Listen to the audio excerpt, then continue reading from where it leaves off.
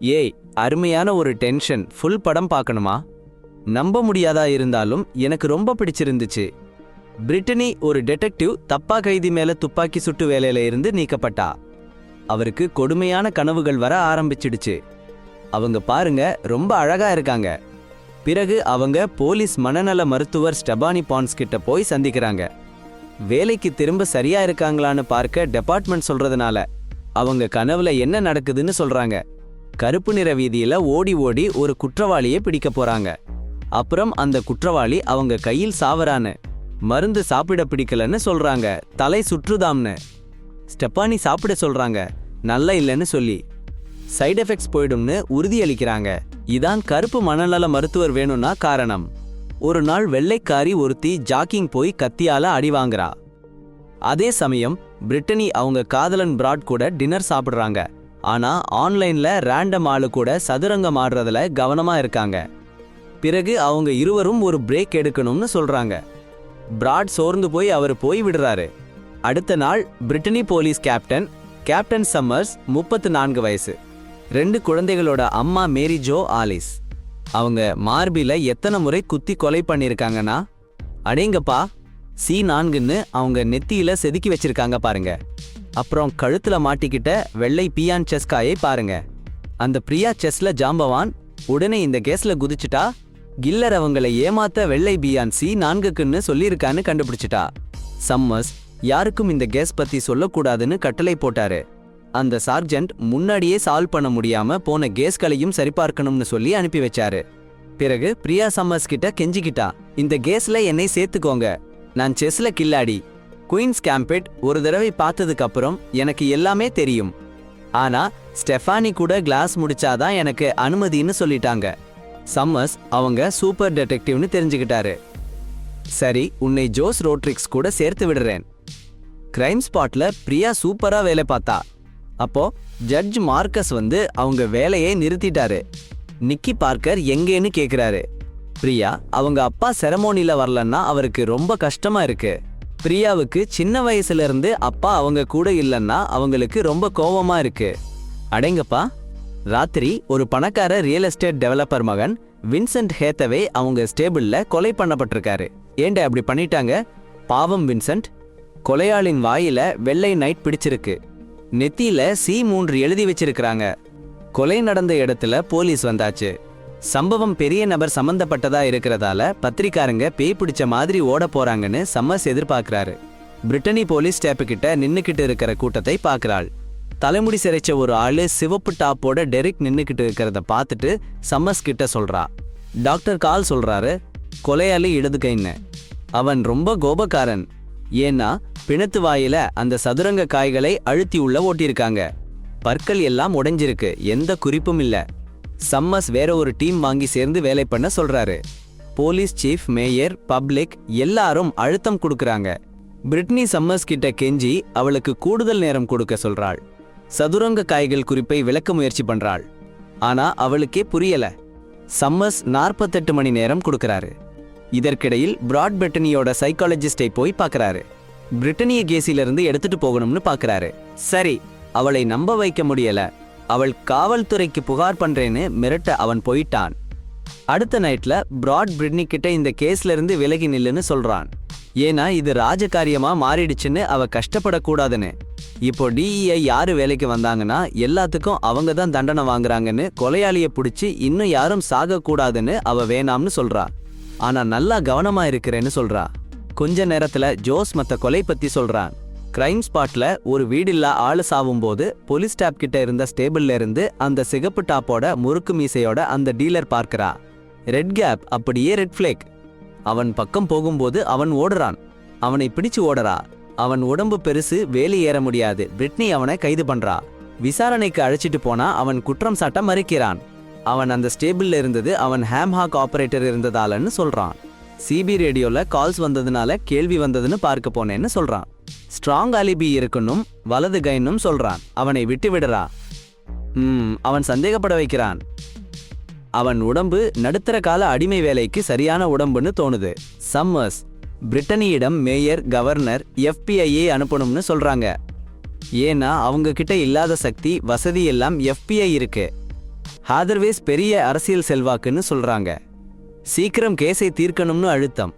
சரி, எனக்கு உதவி வேணும். எனக்கு அப்புறம் யாருன்னா என் மாப்பிள்ளை மார்கஸ், ஓய்வு பெற்ற ஜட்ஜ், செஸ் மாஸ்டர். முன்னாடி ஒகில்வி ப்ரொஃபசர் கூட இருந்தாரு. எல்லாருடைய வாயிலையும் வெள்ளை செஸ் காய்கள், நெத்தியில செஸ் நகர்வு. இத சொன்ன உடனே அவர் என்கிட்ட செஸ் ஆட சொல்றாரு, வெள்ளை காய்கள் வச்சு. கொலையாளிய மாதிரி யோசிச்சு தான் பிடிக்க முடியும்னு சொல்றாரு. C4 வெள்ளை பியான் நகர்த்துறது சரியில்லைன்னு சொல்றாரு.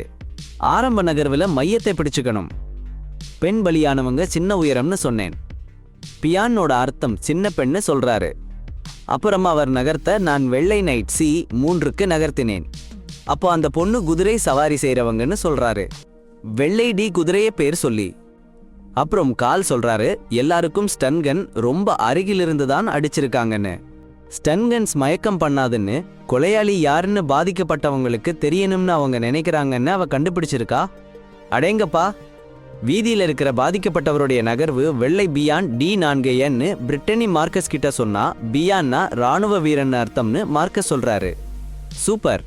அப்புறம் அந்த பாதிக்கப்பட்டவர் ராணுவத்துல இருந்தாரான்னு செக் பண்ண சொல்றாரு. அடுத்த நகர்வு பிஷப் தான்னு பிரிட்டனி சொல்றா. ஆனா அடுத்த பாதிக்கப்பட்டவங்க யாருன்னு எப்படி கண்டுபிடிக்கிறதுன்னு தெரியல. அடக்கடவுளே, சர்ச் பிஷப் பென். அந்த நைட் பிரிட்டனும் ப்ராடும் ரொம்ப காமச்சுவை பண்றாங்க. அடுத்த நாள் காலையில வீதியில இருந்த பாதிக்கப்பட்டவருடைய மனைவி அவர் ராணுவத்துல இருந்ததா கன்ஃபார்ம் பண்றாங்க.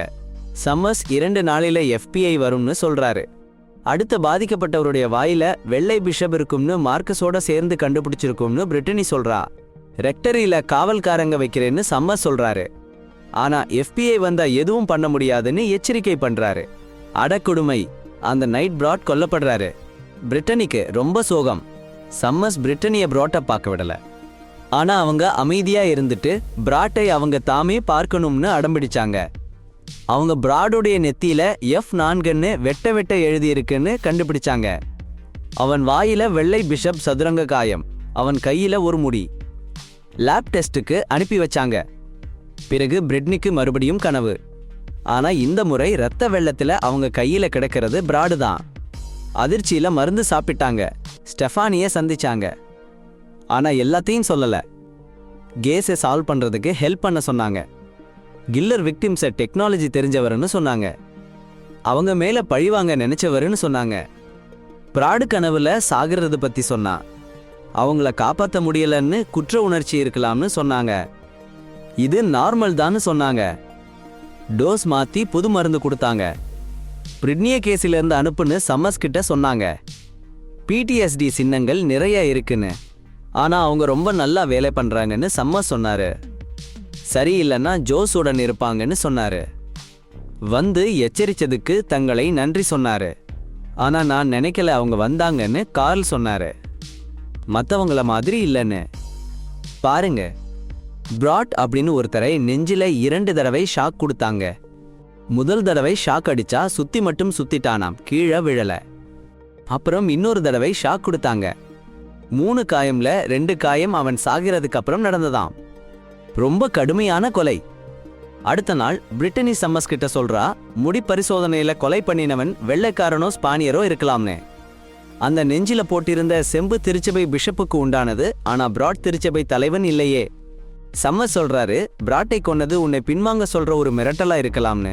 பிராட்டோட ஓட்டப்பந்தய நினைவு சின்னத்தை அவன் அலுவலகத்துல பார்த்த பிறகு பிரிட்டனிக்கு புரியுது, பிஷப் ஒரு ஓட்டப்பந்தயக்காரர் என்பதால் தான் பிராட்டையும் கொலை பண்ணிருக்காங்கன்னு. மார்கஸ் பிரிட்டன் கிட்ட அவ லீவ்ல ஏன் இருந்தாங்கன்னு கேக்குறாரு. இருட்டுல இருந்ததால தான் அப்பாவி பெண்ணை கொன்னுட்டாங்கன்னு சொல்றாரு. பிரிட்டனி செஸ் போர்ட்ல பிராட்டோட நகர்வை வைக்கிறா. அந்த நகர்வு செஸ் மாஸ்டர்ஸ் போட்டியில அவருடைய எதிராளியோட நகர்வு போல இருக்குன்னு மார்கஸ் சொல்றாரு. ஆனா அவருடைய எதிராளி முதல் நகர்வை நைட் டு F3ன்னு வச்சிருந்தாரு.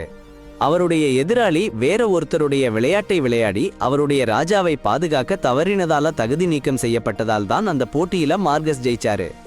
சரியா புரிஞ்சுக்கிட்டு பிரிட்டனி அவன் கிட்ட கேக்குறா. அவன் பாதுகாப்பா இருக்க அவள் வீட்ல தற்காலிகமா தங்கிட்டு ஆபீஸுக்கு போறான். பிரிட்டனிக்கு வின்சென்ட் இறக்குறதுக்கு 2 வாரத்துக்கு முன்னாடி எடுக்கப்பட்ட ஹாத்தவே எஸ்டேட்ஸ் CCTV வீடியோ கிடைக்குது. அதை பார்த்தா வின்சென்ட், ஜோசப் 2 பேரும் கட்டிப்பிடிச்சுக்கிட்டு இருக்கிறத பாக்குறா. கேட்டா ஜோசப் ஒரு வருஷமா வின்சென்ட் கூட இருந்தான்னு சொல்றான். ஆனா ஒரு மாசத்துக்கு முன்னாடி வின்சென்ட் பிரிஞ்சிட்டான்னு சொல்றான். அவன் அந்த விஷயத்தை சொல்லலன்னா வின்சென்ட் அவன் அப்பாவுக்கு தெரிஞ்சிக்க கூடாதுன்னு நினைச்சான். அவன் இறப்புல அவனுக்கு சம்பந்தம் இருக்குன்னு யாரும் நினைக்க கூடாதுன்னு நினைச்சான்னு சொல்றான். முதல் கொலை நடந்த நாள்ல ஜோசப்புக்கு ஆதாரம் இருக்குன்னு பிரிட்டனி சம்மர்ஸ் கிட்ட சொல்றான். அதனால அவன் கொலைகாரன் இல்லைன்னு சொல்றா. சம்மர்ஸ் கேக்குறாங்க, ஏன் பென்சன் கேஸை பார்க்குறேன்னு. ஒரு ஹைஸ்கூல் ட்ராக் கோச் நைட்ல மைதானத்தில் செத்து கிடந்த கேஸ் 3 டீன் ஏஜ் சாட்சிகள் இருந்த கேஸ்னு. மேரி ஜோ முதல் பாதிக்கப்பட்டவள் இல்லைன்னு மார்கஸ் சொன்னதால சாப்பிடாத புதிரான விஷயம் இருக்குன்னு தீர்க்கப்படாத வழக்குகளை பார்க்குறேன்னு சொல்றா. ரெக்கார்ட்ல பாதிக்கப்பட்டவருக்கு நெற்றில வெட்டு இருக்குன்னு இருக்கு. அதனால ஒரு டீன் ஏஜ் சாட்சியை மறுபடியும் இன்டர்வியூ பண்றா. தலையோட டேமேஜ் இருக்குன்னு வெட்டு தெரியலன்னாலும் உடம்புல எந்த பகுதியிலும் வெட்டு இல்லைன்னு சொல்லல. சாட்சி டேர் பண்ணி சடலத்திலிருந்து எடுத்த வெள்ளை நைட் செஸ் பீஸை அவளுக்கு கொடுக்கறான். அட போங்கடா, ஸ்கூல்ல ஹர்டல்ஸ் ஓடுற மாணவன் அந்த நைட். அந்த கொலையாளி மார்கஸை பிடிச்சிட்டு போயிட்டானாம். பழைய கோர்ட்ல நாற்காலியில கட்டி போட்டிருக்கானாம். பாவம்டா. பிரிட்டனிக்கு தெரியுது இந்த கேஸ்ல மார்கஸ் தான் இன்வால்வ்னு. அவனை காணோம். செஸ்போர்ட்ல இருந்த வெள்ளை ராஜா இல்ல, கொலையாளி மார்கஸை கடத்திட்டு போயிருக்கான்னு புரியுது. ஏன் வெள்ளை ராஜா? மார்கஸோட எதிராளி வேற யாரோ விளையாடுறத பார்த்த பிரிட்டனி சம்மர்ஸ் கூட சேர்ந்து ஆன்லைன்ல மார்கஸோட கிராண்ட் மாஸ்டர் டூர்னமெண்ட் பார்க்கறாங்க. அவன் எதிராளி பாபி ஃபிஷர் பாணியில விளையாடி இருக்கான்னு தெரியுது. அப்புறம் மார்கஸ் என்னென்ன கேஸை பார்த்திருக்கான்னு பார்க்கறாங்க. 15 வருஷத்துக்கு முன்னாடி நடந்த டென்னிஸ் டொனால்ட் பான்ஸ்னு ஒரு கிரிமினல் கேஸ் கிடைக்குது. டென்னிஸ் ஃபிஷர் கூட செஸ் விளையாடி இருக்கான். 4 பொம்பளைங்களை கொன்னு மரண தண்டனை வாங்கியிருக்கான். சரி, இந்த காஸ் வெஞ்சாமிக்காகன்னு பிரிட்டனிக்கு புரியுது. ஆனா அந்த கொலையாளி ஸ்டெஃபானி, அவ டென்னிஸோட பொண்ணுன்னு மார்கஸ் கிட்ட சொல்றா. டென்னிஸ் இன்னோசென்ட்னு அவன் சிறையில தூக்கு போட்டு கொன்னுட்டான்னு கோபமா சொல்றா. அதற்கு காரணம் அகம்பாவமான அரசு, வக்கீல் பிராடு, மனசில்லாம இருந்த ஜூரி மற்றும் அகந்தையான மார்கஸ் தானு. அடசி, வெள்ளைக்கார அம்மா கே போய் வீடில்லா ராணுவ வீரர்னு ஒரு குழு இருந்துச்சு. அந்த அம்மா தன்னைத்தானே கொன்னுட்டாங்கன்னும் அவங்களும் தன்னைத்தானே கொல்ல பார்த்தாங்கன்னும் சொல்றா. நம்ப முடியல. அது மனநல மருத்துவர்னு நினைச்சேன். டென்னிஸ் குடும்பத்தை பார்த்தா ஸ்டெஃபானி அவருடைய பொண்ணுன்னு தெரிய வருது. ஸ்டெஃபானி தான் எனக்கு மயக்கமா வர்ற மருந்து கொடுத்தாங்கன்னும் அவங்க இடது கையால தன்னையே தொட்டுக்கிட்டே இருந்தாங்கன்னும் பிரிட்னிக்கு தெரிய வருது. ஸ்டெஃபானி மார்கஸை கூட்டிட்டு போயிருப்பாங்கன்னு நினைச்சு பிரிட்னி பழைய நீதிமன்றத்துக்கு ஓடுறா. ஸ்டெஃபானியும் மார்கஸும் அங்கே இருக்கிறாங்க. மார்கஸ், பிராட், ஜூரி எல்லாரும் சேர்ந்து டென்னிஸை குற்றவாளி நிறுத்தினாங்கன்னு ஸ்டெஃபானி சொல்றா. பிரிட்னி துப்பாக்கியை விட்டுடுறா. டென்னிஸோட ஃபைலை படிச்சிருக்கேனும் ஒவ்வொரு கிரைம் ஸ்பாட்லையும் அவருடைய டிஎன்ஏ கிடைச்சிருக்கணும், டென்னிஸ் கொலை செஞ்சதா ஒப்புக்கொண்டிருக்காருன்னு சொல்றா. அவங்க எல்லாரும் சின்ன சின்ன வெள்ளைக்கார பொண்ணுங்கனாலும் டென்னிஸோட வைஃப் ஸ்டெஃபானியோட அம்மா ரோஸ்லின் அப்படி இல்லைனாலும் அதுக்காகத்தான் அவர் கொலை பண்ணினாருன்னு டென்னிஸ் சொல்லியிருக்காருன்னு சொல்றா. மார்கஸ் ஸ்டெஃபானியை அடிச்சு விடுறாரு. பிரிட்னி துப்பாக்கியை எடுத்துக்கிட்டு ஸ்டெஃபானியை ஓட விடுறா. ஸ்டெஃபானி ஓடுறா.